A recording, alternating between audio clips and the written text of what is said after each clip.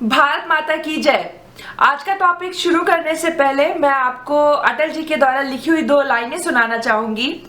आहुति बाकी यज्ञ अधूरा, अपनों के विघ्नों ने घेरा, अंतिम जय का वज्र बनाने, नव दधीची हड्डियां गलाएं, आओ फिर से दिया जलाएं। नमस्कार दोस्तों, मेरा नाम रेवा है और सबसे पहले तो आपको स्वतंत्रता दिवस की ढेर सारी शुभकामनाएं।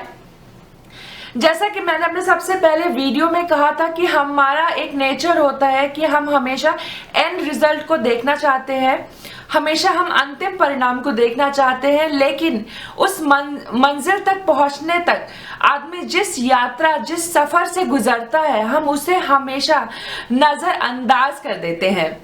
जबकि हकीकत तो यह है कि उस मंजिल तक पहुंचने तक जो यात्रा आप तय करते हैं उस यात्रा के दौरान ही आपके अंदर मैच्योरिटी, नॉलेज और एक्सपीरियंस आता है।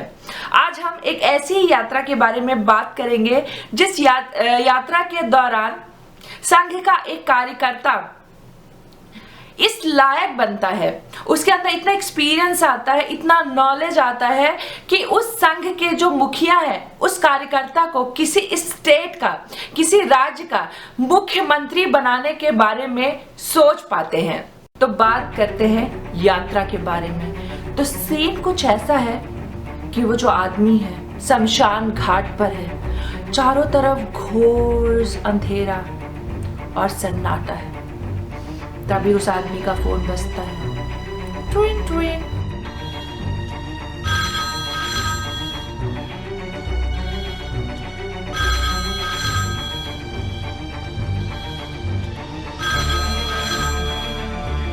फोन करने वाला पूछता है कहाँ हो? फोन उठाने वाला कहता है शमशान घाट पर हूं। फोन करने वाला कहता है आकर मिलिए। उसके बाद क्या होता है इस वीडियो को देखने के बाद मैं आपको बताऊंगी।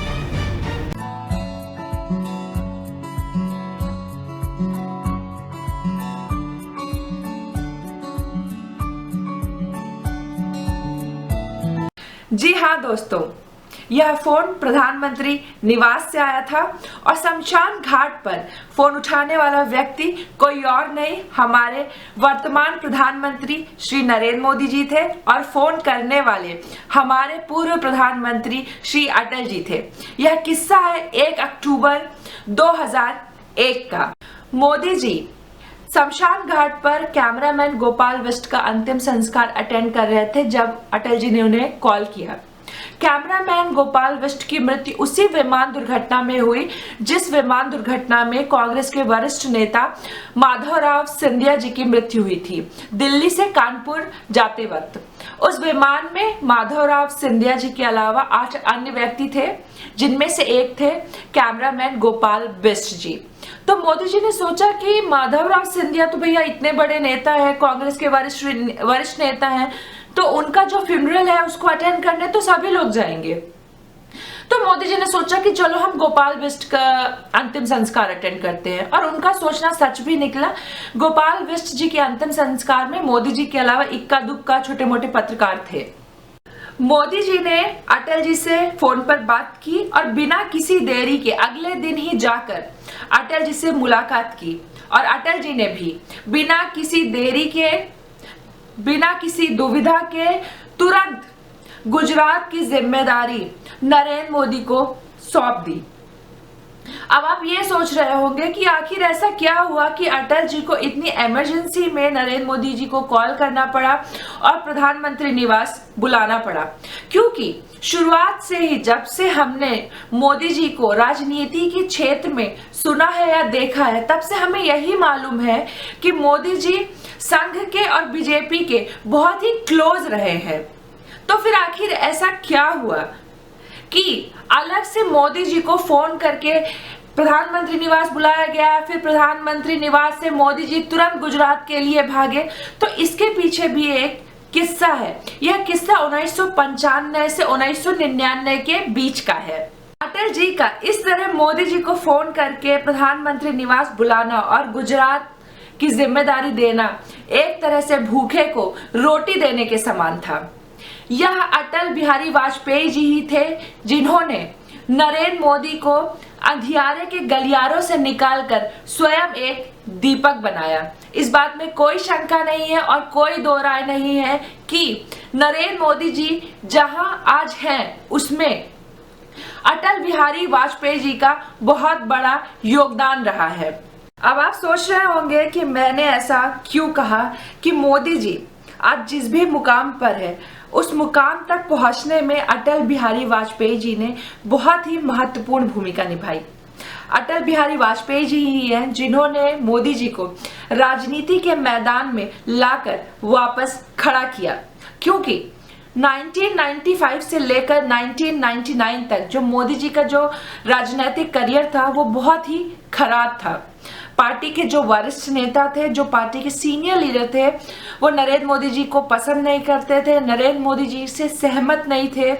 गुजरात में मोदी जी को कोई पसंद नहीं करता था। जैसा कि आप जानते हैं कि जो नरेंद्र मोदी जी हैं, he has his own way of working. वो थोड़ा जिद्दी भी है, वो हर एक काम अपने ही तरीके से करते हैं। तो गुजरात में कोई भी उन्हें पसंद नहीं कर रहा था, इसलिए नरेंद्र मोदी जी को दिल्ली भेज दिया गया। लेकिन आत्मा तो गुजरात में ही थी, तो मोदी जी वापस गुजरात आ गए। लेकिन पार्टी में मतभेद चालू रहा, उतार चढ़ाव बनते रहे।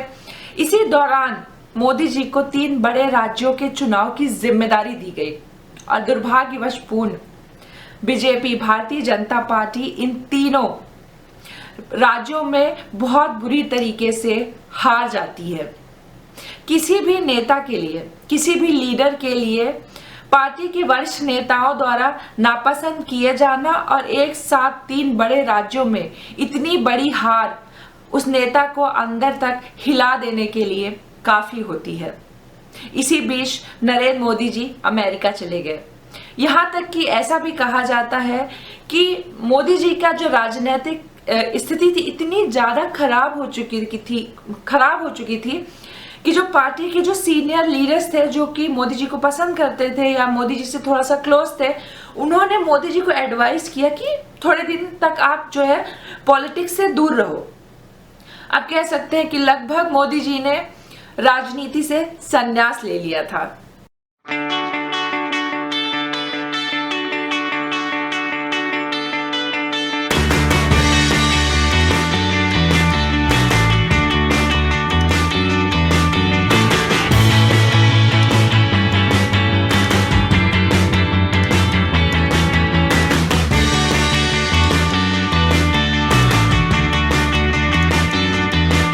मोदी जी अमेरिका चले गए और लगभग सभी ने मोदी जी को भुला दिया।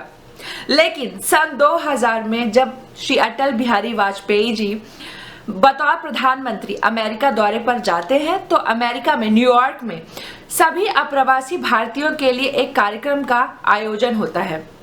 मोदी जी उस समय अमेरिका में ही थे। हालांकि मोदी जी ने इस कार्यक्रम से दूरी बनाए रखी, लेकिन मोदी जी का जो एक गुजराती व्यापारी मित्र था वह इस कार्यक्रम में आयोजक था। उसने मोदी जी को फोर्स किया इस कार्यक्रम को अटेंड करने के लिए। तो दूसरे सभी भारतीयों की तरह मोदी जी भी कतार में लग गए अटल बिहारी वाजपेयी जी से मिलने के लिए। इस कार्यक्रम में अटल बिहारी वाजपेयी ने पहली बार कहा कि मैं एक स्वयं सेवक हूं और आजीवन स्वयं सेवक ही रहूंगा। कतार में मोदी जी अटल बिहारी वाजपेयी जी से मिलने का इंतजार करते रहे और इसे पत्रकार राजदीप सरदेसाई ने कवर भी किया है। जब मोदी जी अटल जी से मिले तो अटल जी ने मोदी जी को कहा कि कब तक यूं भटकते रहोगे, भारत वापस आ जाओ। और इस मुलाकात के बाद मोदी जी ने निश्चय किया भारत वापस आने का और इस मुलाकात के थोड़े दिनों बाद ही मोदी जी इंडिया वापस आ गए।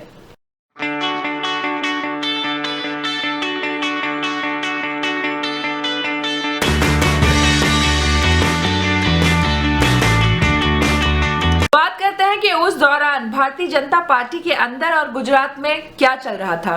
उस दौरान गुजरात के जो मुख्यमंत्री थे वो केशुभाई पटेल थे, जिनकी तबीयत बहुत खराब थी और उनकी छवि भी काफी खराब हो चुकी थी। उनकी छवि थी चापलूसी करने वाले नेताओं से घिरे रहने की।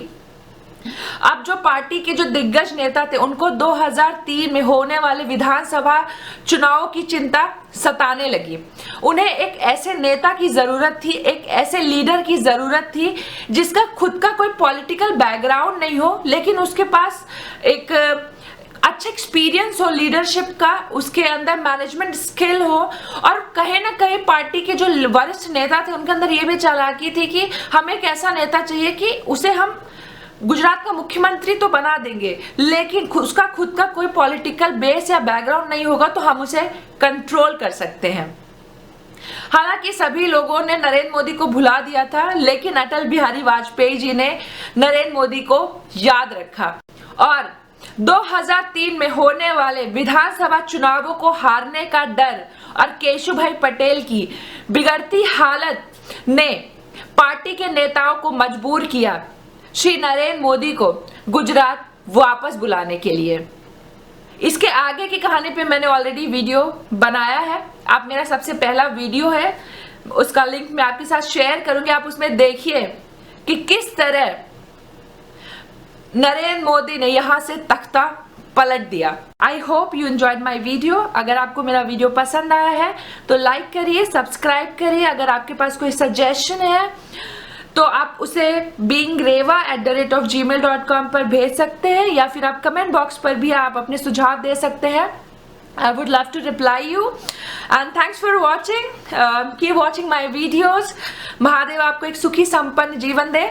भारत माता की जय। Take care, love you all.